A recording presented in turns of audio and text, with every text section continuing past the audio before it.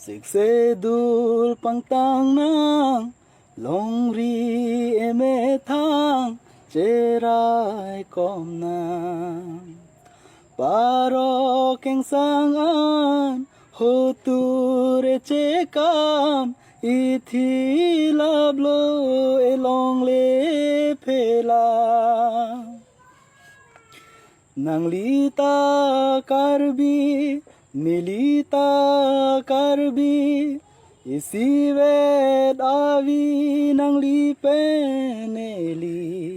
lai pi long ri tai tum phan pusi erai te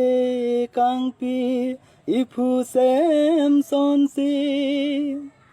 paro keng sang padonang pule ekerai te kang pikali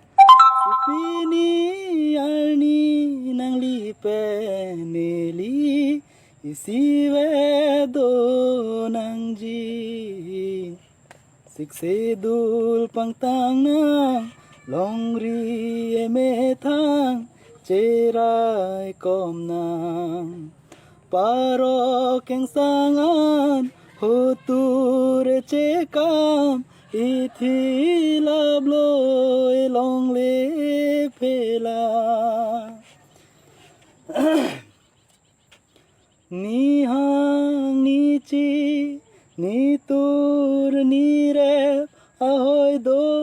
elong ri tave thir thi bahoy pini ho tur do an teng kheng ji si che sig ding kai ke rani sipini arni nang li peneli isive do nang ji sik se dul pang tang nang long ri